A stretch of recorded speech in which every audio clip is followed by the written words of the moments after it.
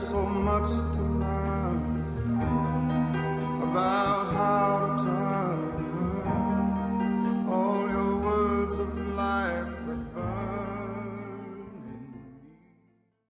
1 Samuel chapter 28. Now it happened in those days that the Philistines gathered their armies together for war, to fight with Israel. And Achish said to David, "You assuredly know that you will go out with me to battle, you and your men." So David said to Achish, "Surely you know what your servant can do." And Achish said to David, "Therefore I will make you one of my chief guardians forever." Now Samuel had died, and all Israel had lamented for him, and buried him in Ramah, in his own city. And Saul had put the mediums and the spiritists out of the land. Then the Philistines gathered together and came and encamped at Shunem. So Saul gathered all Israel together, and they encamped at Gilboa. When Saul saw the army of the Philistines, he was afraid, and his heart trembled greatly. And when Saul inquired of the Lord did not answer him, either by dreams or by Urim or by the prophets.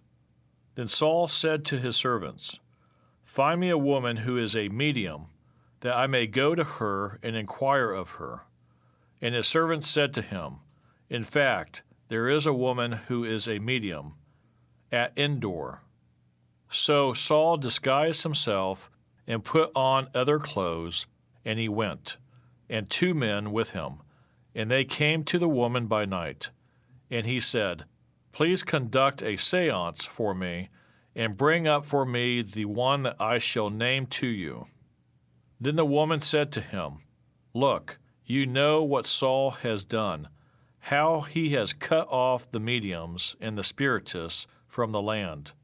Why then do you lay a snare for my life, to cause me to die?" And Saul swore to her by the Lord, saying, "As the Lord lives, no punishment shall come upon you for this thing." Then the woman said, "Whom shall I bring up for you?" And he said, "Bring up Samuel for me." When the woman saw Samuel, she cried out with a loud voice. And the woman spoke to Saul, saying, "Why have you deceived me? For you are Saul." And the king said to her, "Do not be afraid. What did you see?" And the woman said to Saul, "I saw a spirit ascending out of the earth." So he said to her, "What is his form?" And she said, "An old man is coming up, and he is covered with a mantle." And Saul perceived that it was Samuel. And he stooped with his face to the ground and bowed down. Now Samuel said to Saul, "Why have you disturbed me by bringing me up?" And Saul answered, "I am deeply distressed, for the Philistines make war against me, and God has departed from me and does not answer me any more, neither by prophets nor by dreams. Therefore I have called you, that you may reveal to me what I should do." Then Samuel said, "So why do you ask me, seeing the Lord has departed from you, and has become your enemy? For the Lord has torn the kingdom out of your hand, and given it to your neighbor David, because you did not obey the voice of the Lord, nor execute his fierce wrath upon Amalek. Therefore the Lord has done this thing to you this day. Moreover, the Lord will also deliver Israel with you into the hand of the Philistines. And tomorrow you and your sons will be with me. The Lord will also deliver the army of Israel into the hand of the Philistines." Immediately Saul fell full length on the ground, and was dreadfully afraid because of the words of Samuel. And there was no strength in him, for he had eaten no food all day or all night. And the woman came to Saul and saw that he was severely troubled, and said to him, "Look, your maidservant has obeyed your voice, and I have put my life in my hands and heeded the words which you spoke to me.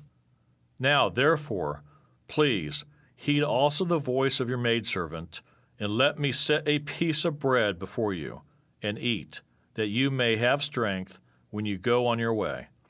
But he refused and said, I will not eat. So his servants together with the woman urged him, and he heeded their voice. Then he arose from the ground and sat on the bed. Now the woman had a fatted calf in the house, and she hastened to kill it. And she took flour and kneaded it, and baked unleavened bread from it. So she brought it before Saul and his servants, and they ate. Then they arose and went away that night.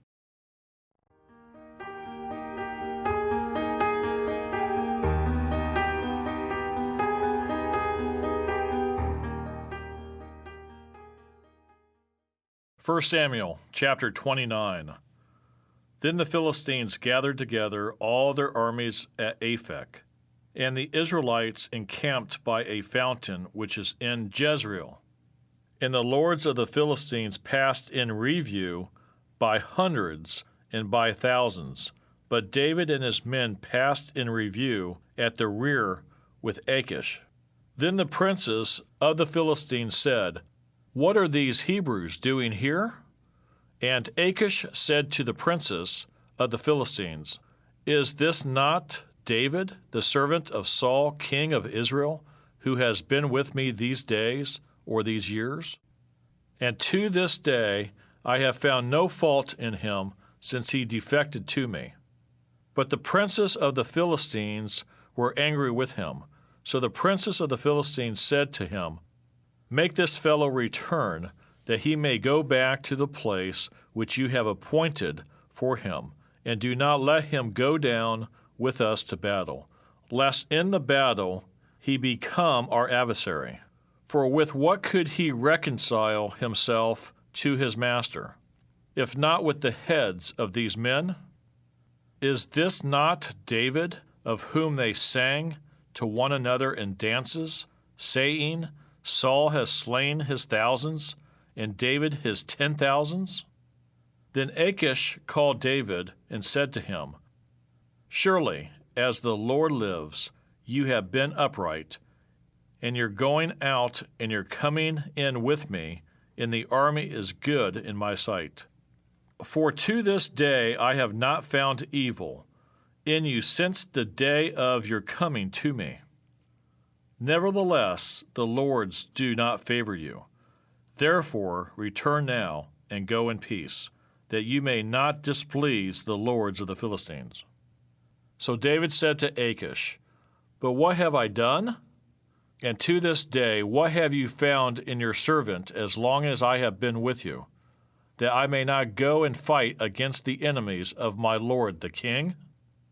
Then Achish answered and said to David, I know that you are as good in my sight as an angel of God.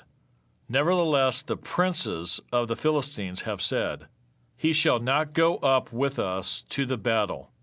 Now therefore, rise early in the morning with your master's servants who have come with you. And as soon as you are up early in the morning and have light, depart. So David and his men rose early to depart in the morning, to return to the land of the Philistines. And the Philistines went up to Jezreel.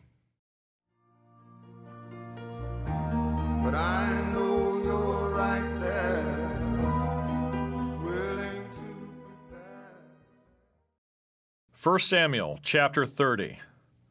Now it happened, when David and his men came to Ziklag on the third day, that the Amalekites had invaded the south and Ziklag, attacked Ziklag, and burned it with fire, and had taken captive the women and those who were there, from small to great. They did not kill anyone, but carried them away and went their way. So David and his men came to the city, and there it was, burned with fire, and their wives, their sons, and their daughters had been taken captive. Then David and the people who were with him lifted up their voices and wept. until they had no more power to weep. And David's two wives, Ahinoam the Jezreelitess, and Abigail the widow of Nabal the Carmelite, had been taken captive. Now David was greatly distressed, for the people spoke of stoning him, because the soul of all the people was grieved, every man for his sons and his daughters. But David strengthened himself in the Lord his God. Then David said to Abiathar the priest, Ahimelech's son, Please bring the ephod here to me. And Abiathar brought the ephod to David. So David inquired of the Lord, saying, Shall I pursue this troop? Shall I overtake them? And he answered him, Pursue, for you shall surely overtake them, and without fail recover all. So David went, he and the 600 men who were with him, and came to the brook Bezor, where those stayed who were left behind. But David pursued, he and 400 men, for 200 stayed behind, who were so weary that they could not cross the brook Bezor. Then they found an Egyptian in the field, and brought him to David, and they gave him bread, and he ate. And they let him drink water, and they gave him a piece of a cake of figs, and 2 clusters of raisins. So when he had eaten, his strength came back to him, for he had eaten no bread, nor drunk water for 3 days and 3 nights. Then David said to him, To whom do you belong, and where are you from? And he said, I am a young man from Egypt, servant of an Amalekite, and my master left me behind, because 3 days ago I fell sick. We made an invasion of the southern area of the Cherethites, in the territory which belongs to Judah, and of the southern area of Caleb, and we burned Ziklag with fire. And David said to him, Can you take me down to this troop? So he said, Swear to me by God that you will neither kill me nor deliver me into the hands of my master, and I will take you down to this troop. And when he had brought him down, there they were, spread out over all the land, eating and drinking and dancing, because of all the great spoil which they had taken from the land of the Philistines and from the land of Judah. Then David attacked them from twilight until the evening of the next day. Not a man of them escaped, except 400 young men who rode on camels and fled. So David recovered all that the Amalekites had carried away, and David rescued his 2 wives. And nothing of theirs was lacking, either small or great, sons or daughters, spoil or anything which they had taken from them. David recovered all. Then David took all the flocks and herds they had driven before those other livestock, and said, This is David's spoil. Now David came to the 200 men who had been so weary that they could not follow David, whom they also had made to stay at the brook Bezor. So they went out to meet David and to meet the people who were with him. And when David came near the people, he greeted them. Then all the wicked and worthless men of those who went with David answered and said, Because they did not go with us, we will not give them any of the spoil that we have recovered, except for every man's wife and children, that they may lead them away and depart. But David said, My brethren, you shall not do so with what the Lord has given us, who has preserved us and delivered into our hand the troop that came against us. For who will heed you in this matter? But as his part is who goes down to the battle, so shall his part be who stays by the supplies. They shall share alike. So it was. From that day forward, he made it a statute and an ordinance for Israel to this day. Now when David came to Ziklag, he sent some of the spoil to the elders of Judah, to his friends, saying, "Here is a present for you from the spoil of the enemies of the Lord. To those who were in Bethel, those who were in Ramoth of the south, those who were in Jatir, those who were in Auror, those who were in Ziphmoth, those who were in Eshtemoa, those who were in Rachel, those who were in the cities of the Jerahmeelites, those who were in the cities of the Kenites, those who were in Hormah, those who were in Korkashan, those who were in Atac, those who were in Hebron, and to all the places where David himself and his men were accustomed to rove." When I think about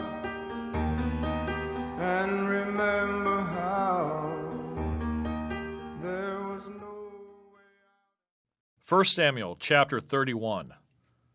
Now the Philistines fought against Israel, and the men of Israel fled from before the Philistines, and fell slain on Mount Gilboa.